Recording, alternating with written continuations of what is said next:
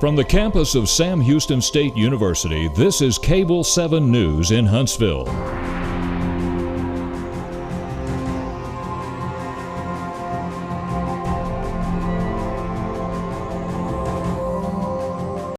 Good evening and welcome to Cable 7 News. I'm Megan Cline. SHSU has many construction projects going on around campus which have been causing some inconvenience to staff and students alike.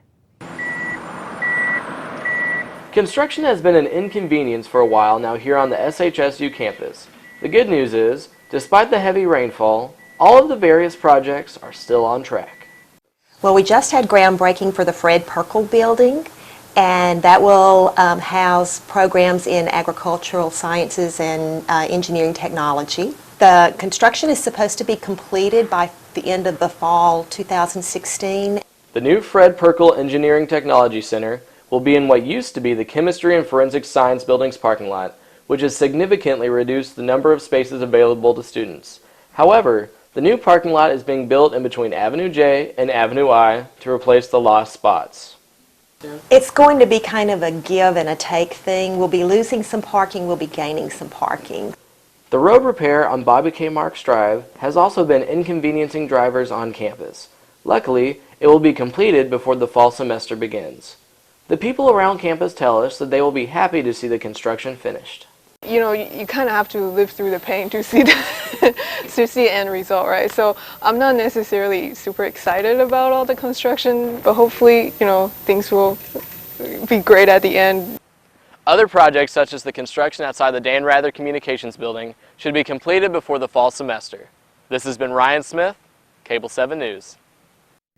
In recent years, there have been many houses, apartments, and hotels built from recycled materials. Things such as plastic bottles, tires, and even industrial shipping containers are being transformed into fully functioning homes. Shipping containers are generally used to transport large amounts of goods and alone can appear to be boring. But with a little imagination, these containers can be the building blocks to create living spaces such as the Cube Square Apartments in Huntsville, Texas. The project is being led by general contractor and first-time apartment builder Jack Wagoman. Well, we were looking to build some type of housing to make money off of, and just didn't really like the look of conventional apartments, and I started looking at tiny house stuff on the internet and decided, hey, if you can build houses out of them, why not build apartment buildings out of them too?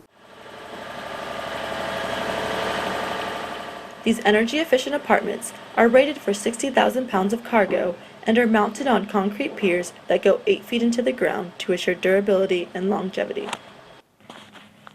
The Cube Square Apartments will be the first of their kind in Huntsville, Texas. We really geared the design towards students. To me, the defining architectural feature is that in a 540 square foot apartment, you've got an entire side of it 9 feet tall by 24 feet of glass. It's just very, very different. It's more like looking out of an office building. And then, of course, we have real granite kitchens and stainless cabinets instead of, you know, pressed board and all that. Cube Square Apartments are expected to open in early August for the start of the fall semester. Kerrie Hall, Cable 7, Huntsville. A new museum has opened in town where ancient and modern treasures are on display. The museum, titled Bishop's Palace, is owned and operated by Bishop George Russell, who has transformed his former home into a safe haven for his artifacts from across the globe. Bishop Palace is home to items that have come from the Carolinas, Greece, and Italy, to name a few. The museum is open to the public at no charge. Huntsville is known for Sam Houston, but there's a lot more about the past in our town. Nearly 40,000 people call Huntsville home. It's known as Prison City, the Ville, or Bearcat Nation. But packed within the growing town, we find history. Signs of historic leaders such as Sam Houston, Samuel Walker Houston, and others are nestled behind the town's pine curtain. From Pleasant Gray's trading post to Austin Hall, markers like this one serve as beacons of the past, informing travelers and passerbys of moments in Huntsville's history. Historical marker is a kind of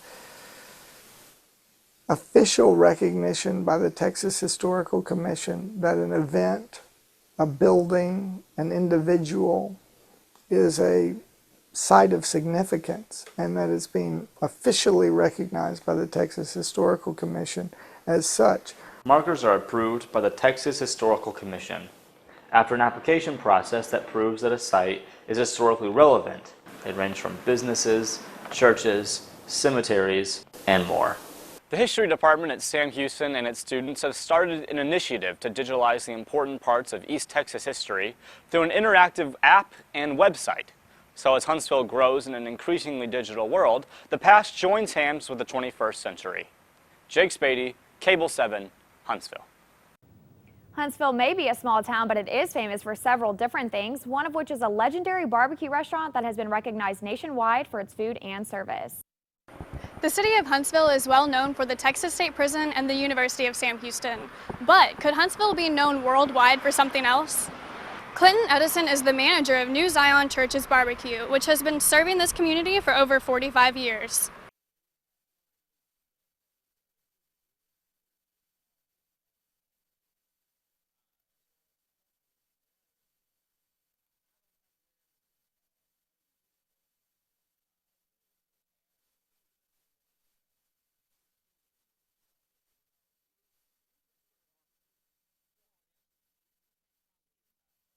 Word traveled fast about their barbecue, and the amount of customers continued to expand.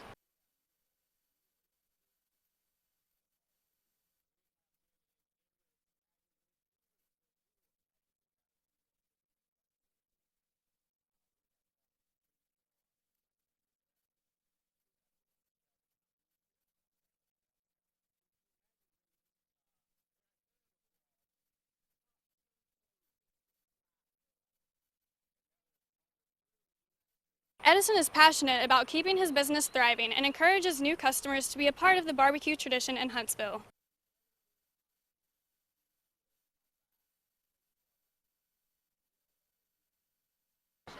Karah, Rucker, Cable 7 Huntsville. The College of Criminal Justice is putting on a CSI lab experience for high school teachers in the Huntsville area. Participants will learn complex CSI principles and techniques in a fun and engaging way and will perform hands-on CSI activities. Teachers will learn how to incorporate lesson plans into a classroom setting. Participants will also gain experience with evidence gathering and testing techniques such as trace evidence analysis, crime scene sketches, and criminal profiling. The program will be held in the Chemistry and Forensic Science Building located on Bowers Boulevard. Junkapalooza is Huntsville's community garage sale that is put on one day during the summer in conjunction with the community farmers market. Vendors at Junkapalooza will have items ranging from garage sale pieces, antiques, refurbished furniture, and more. This year's event will be held this Saturday from 7 a.m. to 1 p.m. A different way to dance is allowing citizens to interact and exercise with others. Contra dancing is social interaction, meeting people and making new friends set to music. Contra dancing refers to a folk dance similar to a square dance, except instead of the square formation, it is danced in lines of couples, with every other couple facing up or down the hall. Contra dance classes are offered monthly through Nicolay Dance Works. We're going to take a break, and when we come back, we'll have the weather forecast. We've got a big problem, and we need your help. It's called sexual assault, and it has to stop. We have to stop it. So listen up. If she doesn't consent, or if she can't consent, it's a crime. It's wrong. We need all of you to be part of the solution. This is about respect. It's about responsibility.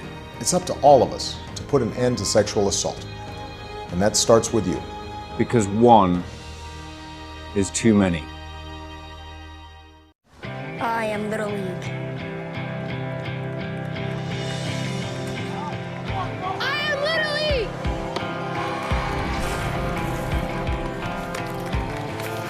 We are Little League. I am Little League. I am Little League. Sportsmanship, teamwork, character. Little League, big dreams.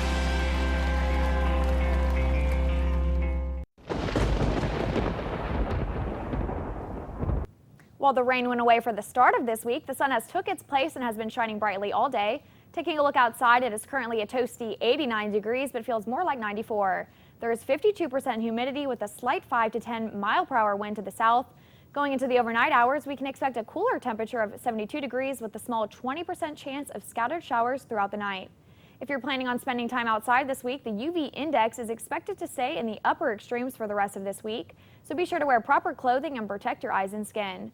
An easy way to tell is by looking at your shadow. When your shadow is shorter than you are tall, the intensity of the UV rays from the sun is more likely to cause sunburn. While the sun could be an issue, allergies won't be. The allergy forecast remains fairly low throughout the week, with grass and hickory pollen making up most of the count.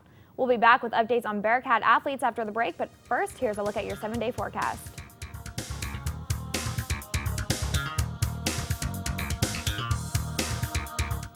I am Little League.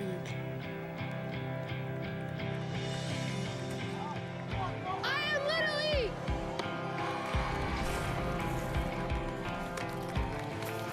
We are Little League.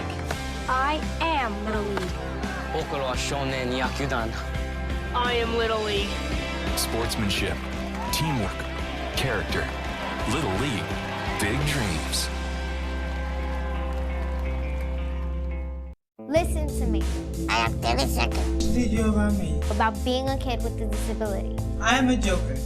I am a songwriter. I am the internet. I am a girl who likes math and science. I am Courtney. Random tutorial. Hey, I'm speaking up. And I am not. And I'm not. And I am not going to be bullied. Got it?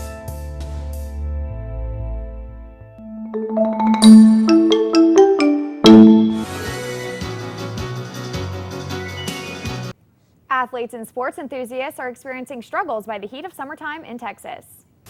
It's a familiar story. Perfectly healthy young athletes collapsing, or worse, in the middle of their outdoor fitness regimens.